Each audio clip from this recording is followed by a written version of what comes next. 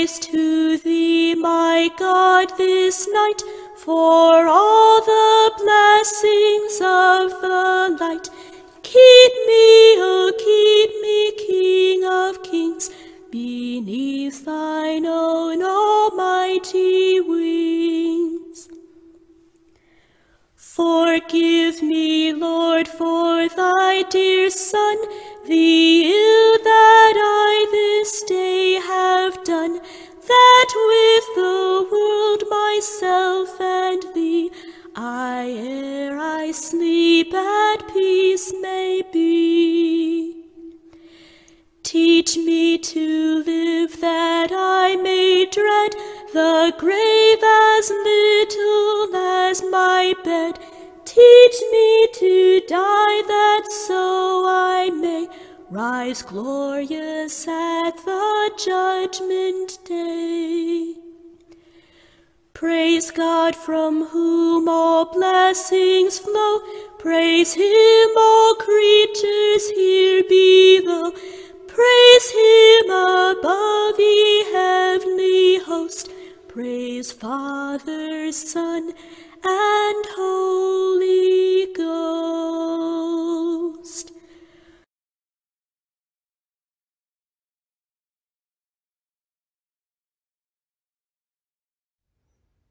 Je bénis le Seigneur qui me conseille, même la nuit mon cœur m'avertit.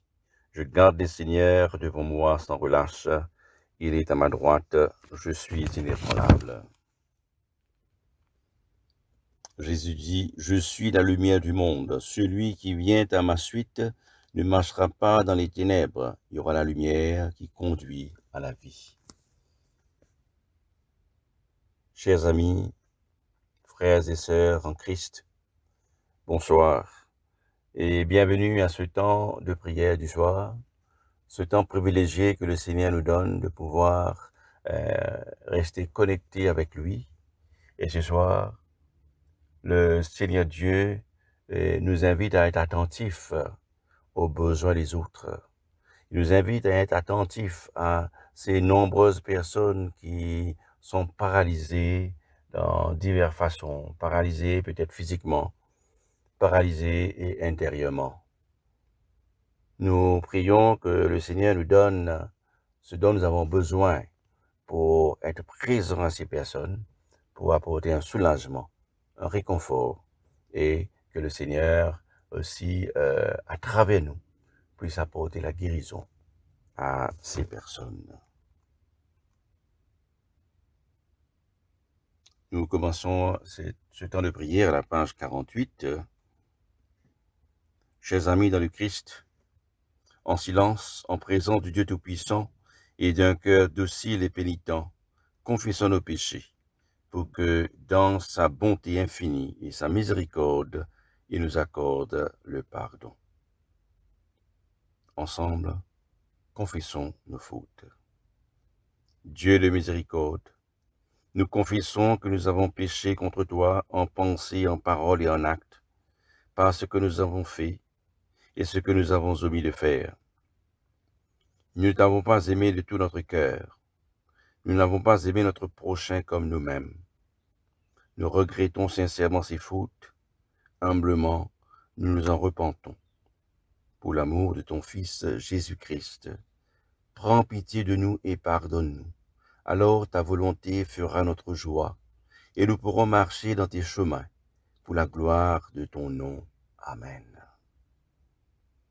Que le Dieu Tout-Puissant nous fasse miséricorde, qu'il nous pardonne nos péchés par Jésus-Christ notre Seigneur, qu'il nous affermisse en tout bien, et par la puissance de l'Esprit Saint, qu'il nous garde pour la vie éternelle. Amen. Dieu, viens à mon aide, Seigneur, à mon secours. Gloire au Père et au Fils et au Saint-Esprit, au Dieu qui est, qui était, qui vient, pour les siècles des siècles. Amen. Nous disons ensemble l'hymne Joie et lumière. Joie et lumière de la gloire éternelle du Père, le Très-Haut, le Très-Saint, ô Jésus-Christ. Parvenu à la fin de ce jour, contemplant cette clarté dans le soir, Nous chantons le Père et le Fils et le Saint-Esprit de Dieu. Oui, tu es digne d'être chanté dans tous les temps par des voix sanctifiées. Fils de Dieu qui donne vie, tout l'univers te rend gloire.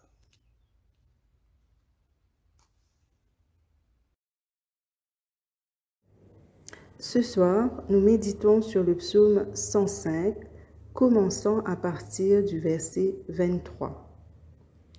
Alors Israël vint en Égypte, et Jacob séjourna dans le pays de Cham. Il rendit son peuple très fécond et plus puissant que ses adversaires. Il changea leur cœur au point qu'ils haïrent son peuple et qu'ils traitèrent ses serviteurs avec perfidie. Il envoya Moïse, son serviteur, et Aaron qu'il avait choisi. Ils accomplirent par son pouvoir des prodiges au milieu d'eux. Ils firent des miracles dans le pays de Cham. Il envoya des ténèbres et emmena l'obscurité, et ils ne furent pas rebelles à sa parole. Il changea leurs eaux en sang et fit périr leurs poissons. Le pays fourmilla de grenouilles jusque dans les chambres de leur roi. Il dit, et parurent les mouches venimeuses, les poux sur tout leur territoire. Il leur donna pour pluie de la grêle, des flammes de feu dans leur pays. Il frappa leurs vignes et leurs figuiers, et brisa les arbres de leur contrée. Il dit, et parurent les sauterelles, des sauterelles sans nombre, qui dévorèrent toute l'herbe du pays, qui dévorèrent les fruits de leurs champs. Ils frappent tous les premiers-nés dans leur pays, toutes les prémices de leur force. Il fit sortir son peuple avec de l'argent et de l'or, et nul ne chancela parmi ses tribus. Les Égyptiens se réjouirent de leur départ, car la terreur qu'ils avaient d'eux les saisissait. Il étendit la nuée pour les couvrir et le feu pour éclairer la nuit. À leur demande, il fit venir des cailles, et il les rassasia du pain du ciel. Il ouvrit le rocher, et des eaux coulèrent. Elles se répandirent comme un fleuve dans les lieux arides. Car il se souvint de sa parole sainte et d'Abraham son serviteur. Il fit sortir son peuple dans l'allégresse, ses élus au milieu des cris de joie. Il leur donna les terres des nations, et ils possédèrent le fruit du travail des peuples, afin qu'ils gardassent ses ordonnances et qu'ils observassent ses lois. Louez l'Éternel, louez l'Éternel. Gloire soit au Père, au Fils et au Saint-Esprit, comme il était au commencement, comme il est maintenant et comme il sera éternellement. Amen. Ezekiel chapter 18, verses 1 to 4 and 19 to 32. The word of the Lord came to me. What do you people mean by quoting this proverb about the land of Israel? The parents eat sour grapes, and the children's teeth are set on edge. As surely as I live, declares the sovereign Lord, you will no longer quote this proverb in Israel, for everyone belongs to me, the parent as well as the child, both alike belong to me. The one who sins is the one who will die. Yet you ask, why does the son not share the guilt of his father? Since the son has done what is just and right and has been careful to keep all my decrees, he will surely live. The one who sins is the one who will die. The child will not share the guilt of the parent, nor will the parent share the guilt of the child. The righteousness of the righteous will be credited to them, and the wickedness of the wicked will be charged against them. But If a wicked person turns away from all the sins they have committed, and keeps all my decrees and does what is just and right, that person will surely live. They will not die. None of their offenses they have committed will be remembered against them. Because of the righteous things they have done, they will live. Do I take pleasure in the death of the wicked? Declares the sovereign Lord. Rather, am I not pleased when they turn away from their ways and live? But if a righteous person turns from their righteousness and commits sin, and does the same detestable things the wicked person does, will they live? None of the righteous persons that person has done will be remembered. Because of the unfaithfulness they are guilty of, and because of the sins they have committed, they will die. Yet you say, the way of the Lord is not just. Hear, you Israelites. Is my way unjust? Is it not your ways that are unjust?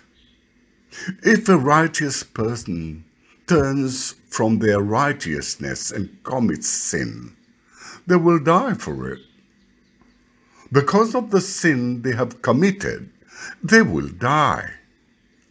But if a wicked person turns away from the wickedness they have committed and does what is just and right, they will save their life. Because they consider all the offenses they have committed and turn away from them, that person will surely live. They will not die. Yet the Israelites say, the way of the Lord is not just. Are my ways unjust, people of Israel? Is it not your ways that are unjust? Therefore you, Israelites, I will judge each of you according to your own ways, declares the sovereign Lord. Repent. Turn away from all your offenses. Then sin will not be your downfall. Rid yourself of all the offenses you have committed and get a new heart in a new spirit. Will you die, people of Israel? For I take no pleasure in the death of anyone, declares the sovereign Lord. Repent and live. This is the word of the Lord. Évangile de Jésus-Christ selon saint Matthieu au chapitre 9, commençant à partir du premier verset. Jésus, étant monté dans une barque, traverse la mer et alla dans sa ville. Et voici, on lui amena un paralytique, couché sur un lit. Jésus, voyant leur foi, dit au paralytique, « Prends courage, mon enfant, tes péchés te sont pardonnés. » Sur quoi quelques scribes dirent en dedans d'eux, « Cet homme blasphème. » Et Jésus, connaissant leurs pensées, dit, « Pourquoi avez-vous de mauvaises pensées dans vos cœurs? Car lesquels est le plus aisé de dire, « Tes péchés sont pardonnés » ou de dire, « Lève-toi et marche. » Or, afin que vous sachiez que le Fils de l'homme a sur la terre le pouvoir de pardonner les péchés, lève-toi, dit-il au paralytique, prends ton lit et va dans ta maison. Et il se leva et s'en alla dans sa maison. Quand la foule vit cela, elle fut saisie de crainte et elle glorifia Dieu qui a donné aux hommes un tel pouvoir. Ici termine la leçon.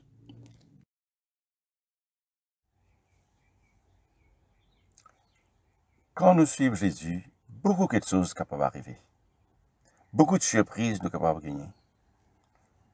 Bien sûr, nous ne connaissons pas qui est capable d'arriver nous, mais beaucoup de situations dans la Bible que nous trouvons qu'il y a des gens qui suivent Jésus et de grandes choses arrivent. Ce soir, nous pouvons réfléchir un petit peu sur cet épisode de la guérison du paralysé qui est Banatamen contre Jésus. Quand nous regardons ce texte-là, nous trouvons qu'au centre de sa guérison-là, il y a 4 types de personnes. Nous trouvons d'abord le paralysé lui-même, Bantimoun qui t'amène lui contre Jésus, et dans la foule, et dans Jésus lui-même. L'homme paralysé, eh bien, comment il finit d'être paralysé, nous ne pas connaissons. Capable qu'il fait un accident, nous ne pas connaissons. Mais ce que nous comprenons, c'était quelqu'un paralysé, c'est prêt pour mort. C'est une situation difficile. Et seul un miracle de Jésus, comme dire, qui est capable de guérir. Pas aucune des autres façons encore. Et ce qui nous trouvait aussi que cette personne-là, il n'a pas aucun moyen pour être capable d'aller vers Jésus. Eh bien, ce type de personne-là, il y en a beaucoup autour de nous. Peut-être des gens qui sont paralysés non seulement physiquement, mais il y a des gens aussi qui sont paralysés, des gens qui sont déchirés intérieurement, qui ont besoin de Jésus. Et qui ont besoin de l'aide d'une ou de plusieurs personnes. Sans l'aide de ces gens-là, jamais je ne peux pas arriver à Jésus. Il y a des gens qui sont paralysés parce que quelque part, ils finissent blessés dans l'église. Et je gagne difficulté pour aller vers Jésus. Je suis blessé peut-être par une critique que je fin subir, une palabre.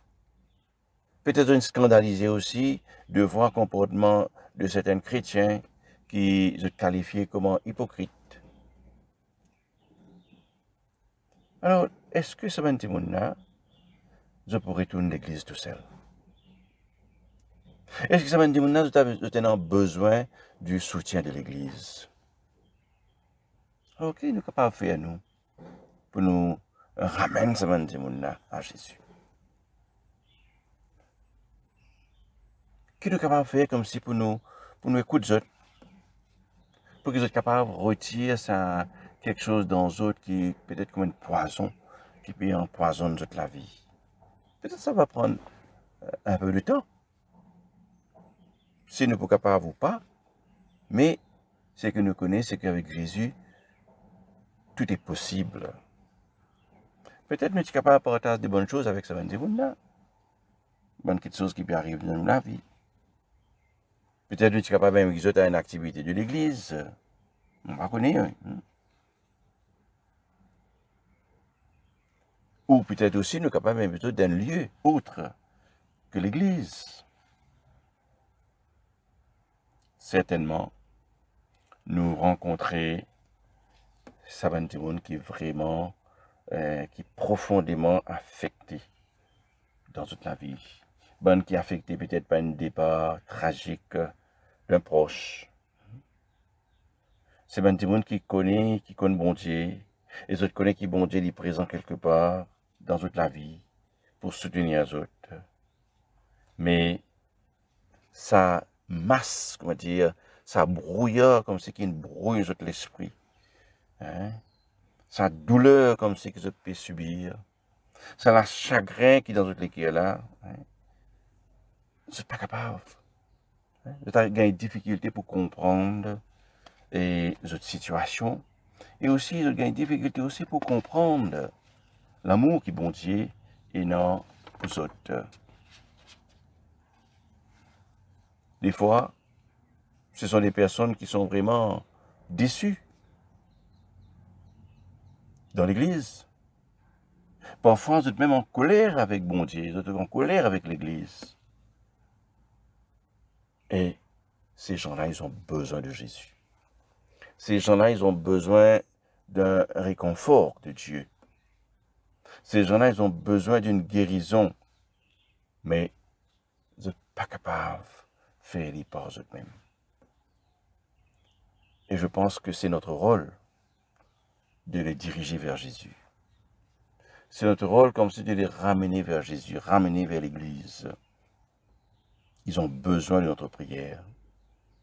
Ils ont besoin de nous voir vivre une vie chrétienne intègre devant eux, comme si ils ont besoin, comme s'ils trouvent nos témoignages. Ils ont besoin d'être écoutés, afin qu'ils soient capables d'éliminer ce qui est dans eux, qui empêche d'avancer. Il n'y a pas lieu comme si pour nous condamner eux.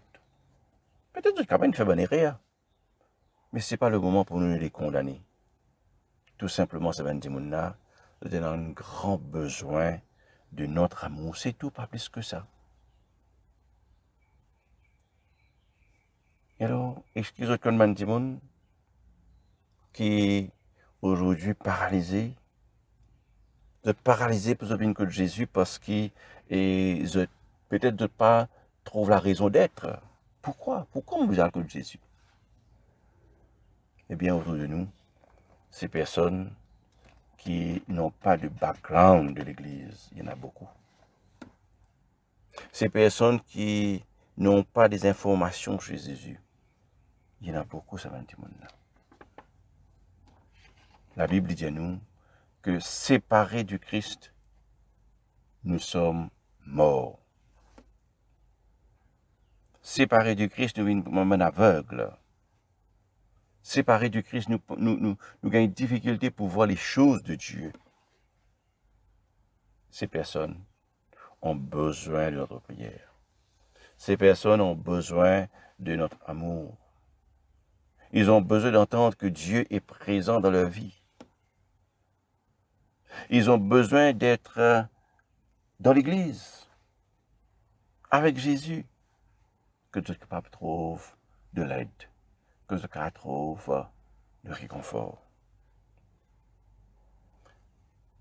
On nous retourne vers le texte maintenant, nous avons 4 camarades du paralysé. Ces camarades paralysés là, c'était ban on peut dire, c'était vraiment ban fidèles amis du paralysé. Ils étaient vraiment déterminés à faire quelque chose pour ce paralysé-là. Comme s'ils étaient en train de prendre une résolution pour faire tout ce qu'ils sont capables pour soulager ce paralysé-là. Ce phénomène, ce paralysé-là à Jésus, avec une grande espérance. Avec une grande espérance que Jésus est capable de faire quelque chose. Pourquoi on veut dire ça? C'est parce que nous trouvons que nous venons rencontrer pas mal d'obstacles. Combien de temps d'abord il prend pour se convaincre ça paralysé là? On ne pas connaît. Quelle distance qu'ils ont fini de parcourir pour amener ça paralysé là que Jésus? On ne pas connaît.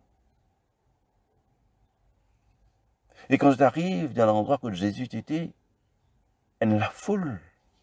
Elle la foule. Puis elle bloque la porte. Pas capable de rentrer. Mais ça n'a pas fait d'empêcher d'aller de l'avant. De finir le courage pour autres monter l'escalier, pour espérer que c'est un escalier, pour gagner le toit de la maison. Et là, le toit de la maison, de finir sa courage là, encore pour faire l'ouverture dans sa toit là. Et tout ça lui montrer cette détermination de ses amis pour que cette personne capable de gagner un soulagement. Sûrement le propriétaire de la maison, pas si content, quelqu'un vient casser toute la case. Sûrement aussi que ben monde qui est là, présent dans ce lieu-là, dans sa temps de louange, de prière, d'écoute de la parole de Dieu. C'est aussi peut-être pas si content que quelqu'un vienne, un groupe de monde vienne, depuis toi là-haut, dérange. Ça, 4 amis du paralysé, nous avons fait tout ce que vous êtes capables. Nous avons fait ça qui part en plus là. Comme on dit en anglais, ça extra mile. Parce que vraiment, je tiens envie, emmène ce camarade que Jésus. Une petite question qui trotte dans la tête. Est-ce que nous sommes prêts à faire ce petit pas en plus? Est-ce que nous sommes prêts comme si à faire ce extra mile pour amener quelqu'un vers Jésus? Nous quittons un petit peu la foule maintenant. Alors, je trouve un homme paralysé qui désespérément a besoin de Jésus. Mais la foule présente, la foule qui est là, puis bloque la route, puis bloque le passage pour rentrer dans la maison. Ben, des gens dans la foule là, peut-être c'était des gens qui étaient là pour apprendre de Jésus. Jésus lui donne l'enseignement, qui est bien. Peut-être qu'il y en a d'autres aussi qui sont des espions. D'autres là, tu peux avoir de bonnes raisons, bonnes preuves, comme si pour inculper Jésus, pour critiquer Jésus. Peut-être qu'il y en a d'autres simplement qui là parce qu'ils ont accompagnent les autres camarades. Hein, et les autres là, un petit peu curieux. Mais ce qui est clair, c'est que beaucoup de ces gens là, pas vraiment, ils ont un grand besoin de Jésus comme ça paralysé là. Ça paralysé qui finit bloqué à l'extérieur. Ça paralysé dont la foule finit obstruer la route. Alors, qu'est-ce que cela veut dire pour nous? On nous pose la question, est-ce que la foule, des fois dans l'église, capable empêche quelqu'un à rencontrer Jésus? Vous pensez? Posons-nous aussi la question sur le comment nous accueillons des gens dans l'église. Comment est-ce que nous accueillons des gens qui sont déjà dans l'église avec nous?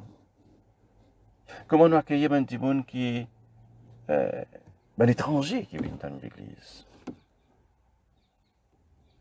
Eh bien, situation Covid, doucement, nous trouvons bien améliorée dans le pays de jour en jour. Et d'espérer que le gouvernement pour revoir le protocole sanitaire bientôt. Alors peut-être nous sommes capables de commencer, pense à ces personnes qui avaient l'habitude de jouir de bonnes célébrations à l'église. Nous pensons à des gens qui peut-être une déchirés, affectés par certaines choses. Pas simplement Covid, mais qui peut-être finit être blessé dans l'église ou blessé ailleurs. On commence à penser un petit peu. Comment nous sommes capables de réinviter l'église? Comment nous sommes capables de réencourager des gens qui comptent la musique? Des gens qui peuvent trouver de la joie, peut-être dans scène discours, dans les autres groupes de l'église. Comment on invite eux? Ou bien réinvite eux? Pour retrouver le chemin de l'Église, pour retrouver le chemin de Jésus. Alors, qu'est-ce qui s'est passé quand ça 4 personnes finalement mènent le paralysé à Jésus? Premièrement, nous trouvons que le paralysé, il finit guéri intérieurement. Ça, c'est la première affaire. Jésus finit lire les cœurs, ça dit mon. Et il finit prononce une parole de pardon. Cette personne finit guérie dans ce âme. Après, il finit guéri physiquement. Alors, combien de fois, peut-être, ou même, vous venez à l'église avec une liqueur d'amertume. Vous venez à l'église avec un chagrin dans le cœur. Vous venez à l'église comme si avec une situation qui dépasse vous-même. Et que Jésus pas fini tout sur le cœur. Et qu'il n'a pas fini trouve cette guérison intérieure. Mais peut-être il y a des amis qui désirent entendre ce que le Seigneur a fait pour vous. Nous connaissons qu'il y a beaucoup d'agences, il y a beaucoup d'organisations qui sont capables de soulager des besoins physiques des gens. mais seulement Dieu, seulement Jésus qui peut toucher notre cœur. Et Jésus, dans le texte, ce jour-là, il fait guérir sa paralysée-là, physiquement et spirituellement. Et bien ce soir, on nous pense à ces personnes qui ont besoin de Jésus, mais qui ne vont pas aller à l'église ou vers Jésus par eux-mêmes. On nous pense à ce que nous sommes capables de faire pour diriger sa bonne près de Jésus. Alors s'ils ne sont pas prêts aussi pour rejoindre un groupe de l'église, c'est ok. Mais nous sommes capables de penser aussi pour eux autres, comment nous rester connectés avec les autres? Comment nous partageons ce que Dieu vient de faire pour nous? Et qu'il nous capable de être vigilants, car le moment propice pour arriver pour cette personne pour rencontrer Jésus. Alors à nous faire de sorte que nous sommes capables d'ouvrir dans l'espace, ouvrir dans la porte à des personnes pour qu'ils soient capables de rencontrer notre Seigneur Jésus-Christ. Amen.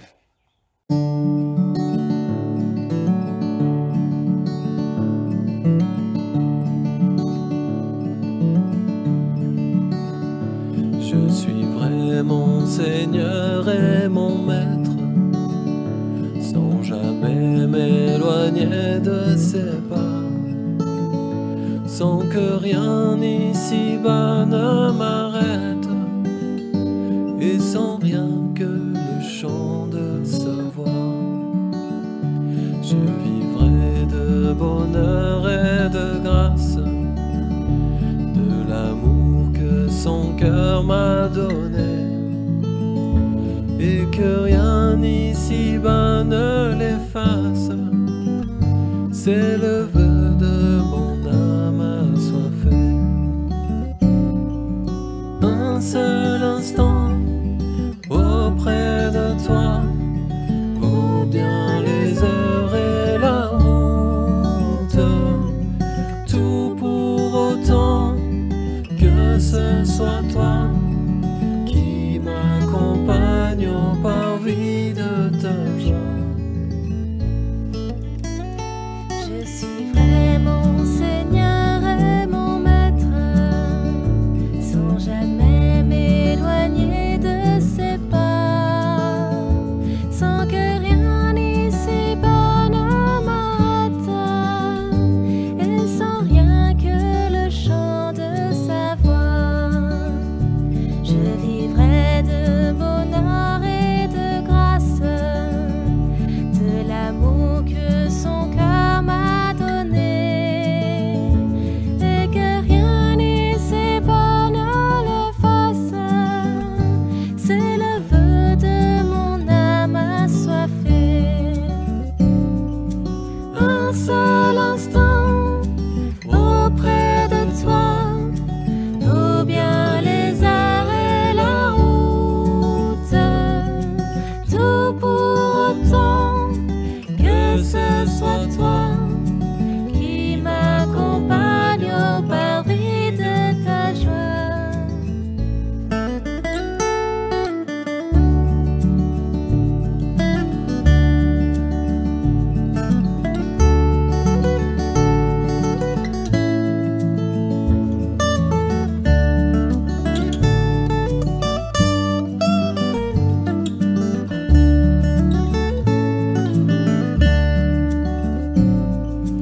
Un seul instant auprès de toi vaut bien les heures et la route, tout pour autant que ce soit toi qui m'accompagne au parvis de ta joie.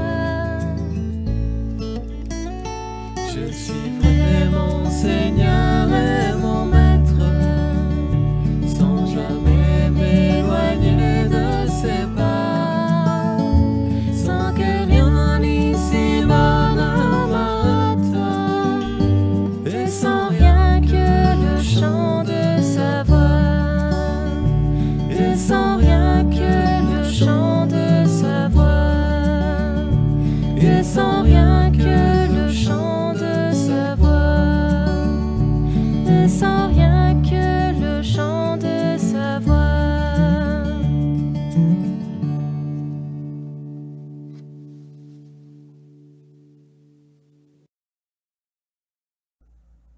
page 51, nous disons ensemble le Magnificat. Mon âme exalte le Seigneur, exulte mon esprit en Dieu mon Sauveur. Et ses pensées sont observantes, désormais tous les âges me diront bienheureuse. Le Puissant fit pour moi des merveilles, saint est son nom. Son amour s'étend d'âge en âge sur ceux qui le craignent. Déployant la force de son bras, il disperse les superbes, il renverse les puissants de leur trône, il élève les humbles. Il compte de bien les affamés, renvoie les riches les mains vides. Il relève Israël son serviteur, il se souvient de son amour, de la promesse faite à nos pères, en faveur d'Abraham et de sa race à jamais. Gloire au Père et au Fils et au Saint-Esprit, pour les siècles des siècles. Amen. Ensemble, nous disons le symbole des apôtres. Je crois en Dieu, le Père Tout-Puissant, Créateur du ciel et de la terre, et en Jésus-Christ, son Fils unique, notre Seigneur, qui a été conçu du Saint-Esprit, est né de la Vierge Marie, a souffert sous Ponce Pilate, a été crucifié, est mort et a été enseveli, est descendu aux enfers, le troisième jour est ressuscité des morts, est monté aux cieux, est assis à la droite de Dieu le Père Tout-Puissant, d'où il viendra juger les vivants et les morts. Je crois en l'Esprit Saint, à la Sainte Église catholique, à la communion des saints, à la rémission des péchés, à la résurrection de la chair et à la vie éternelle. Amen. Les prières à la page 54. Le Seigneur soit avec vous et avec votre esprit. Prions le Seigneur.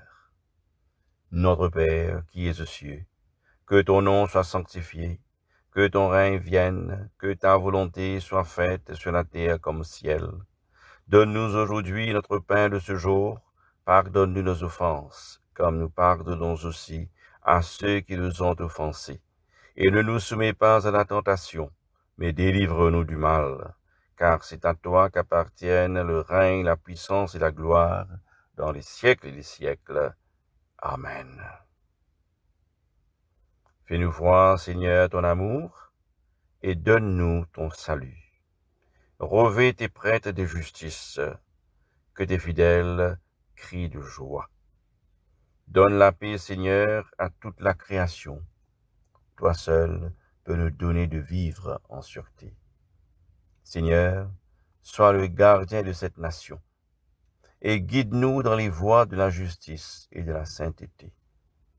Que ton chemin soit connu sur la terre, et ton salut parmi toutes les nations. Que le pauvre ne soit pas oublié pour toujours, que jamais ne périsse l'espoir des malheureux.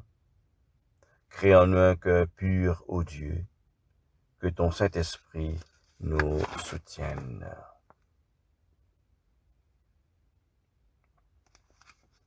Une collecte pour la paix. Ô Dieu, qui nous fait désirer ce qui est saint, choisir ce qui est juste et accomplir ce qui est bon, donne à tes serviteurs cette paix que le monde ne peut donner, afin que nos cœurs s'attachent à tes commandements et que, délivrés de la crainte de tout ennemi, nous puissions vivre dans le calme et la tranquillité par Jésus le Christ, notre Seigneur. Amen. Collecte pour demander la protection divine. Ô Dieu, tu es la vie de tous les vivants, la lumière des croyants, la force de ceux qui peinent, le repos des défunts. Nous te rendons grâce pour les bienfaits de ce jour qui s'achève, et nous implorons ta protection pour la nuit qui vient. Conduis-nous en sûreté jusqu'aux heures du matin. Nous te le demandons par celui qui est mort et ressuscité pour nous, ton Fils Jésus-Christ, notre Seigneur. Amen.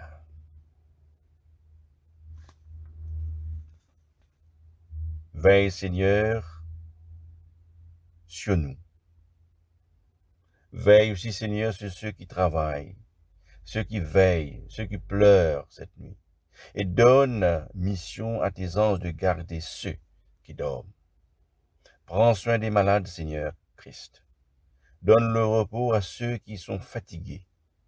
Bénis les mourants, soulage ceux qui souffrent, console les affligés, et préserve le bonheur de ceux qui sont dans la joie. Nous te le demandons par ton amour. Amen. Nous t'adressons aussi nos prières, Seigneur, pour ces nombreuses personnes paralysées physiquement à la naissance, paralysées par rapport à un accident de la route, du travail. Nous présentons aussi, Seigneur, ces personnes paralysées dans leur cœur, ceux qui ont le cœur brisé, ceux qui ont le cœur rempli de chagrin, d'amertume, ceux qui ont été affectés par le départ d'un proche. Seigneur, nous voulons élever ces personnes à toi, car nous savons, Seigneur, que c'est toi seul qui peux toucher le cœur de ces personnes. C'est toi seul, Seigneur, qui peux guérir intérieurement ces personnes. Seigneur de notre Père, nous te faisons confiance et nous savons que ces personnes, Seigneur, sont dans tes bras et ils trouveront le réconfort, ils trouveront la guérison selon ta volonté. Nous te remercions, Seigneur, dans le nom béni de Jésus le Christ, notre Seigneur et notre Dieu. Amen. À la page 58, nous disons ensemble l'action de grâce générale. Dieu Tout-Puissant, Père de miséricorde, nous te rendons grâce de ta bonté et de ton amour envers nous, tes serviteurs indignes, et envers tous ceux que tu as faits. Nous te bénissons parce que tu nous as créés, tu nous protèges, et tu nous combles des bienfaits de cette vie. Mais surtout, parce que dans ton amour inépuisable, tu as racheté le monde par ton Fils Jésus-Christ, et tu nous donnes les moyens de recevoir ta grâce et l'espérance de la gloire sans fin. Nous t'en prions, rends-nous sensibles à ta miséricorde, pour que nous te rendions gloire d'un cœur reconnaissant, non seulement de nos lèvres, mais par toute notre vie, en nous mettant à ton service et en marchant devant toi dans la justice et de la sainteté tout au long de nos jours. Nous te le demandons par ton Fils, Jésus, le Christ, notre Seigneur. Amen. Dieu Tout-Puissant, toi qui nous as accordé la grâce de t'adresser d'un cœur unanime notre prière commune, tu as promis par ton Fils que lorsque 2 ou 3 se réuniraient en son nom, tu serais au milieu d'eux. Comble maintenant, Seigneur, nos désirs et nos vœux selon ce qui nous est utile. Donne-nous en cette vie la connaissance de ta vérité et dans le monde à venir, la vie éternelle. Amen. Bénissons le Seigneur, nous rendons grâce à Dieu. Que le Dieu de l'espérance nous comble de joie et de paix, afin que nous débordions d'espérance par la puissance de l'Esprit Saint. La grâce de notre Seigneur Jésus-Christ, l'amour de Dieu et la communion de l'Esprit Saint soient toujours avec nous. Amen. Merci à vous tous pour votre participation à ce temps de prière et je vous souhaite tous une nuit paisible.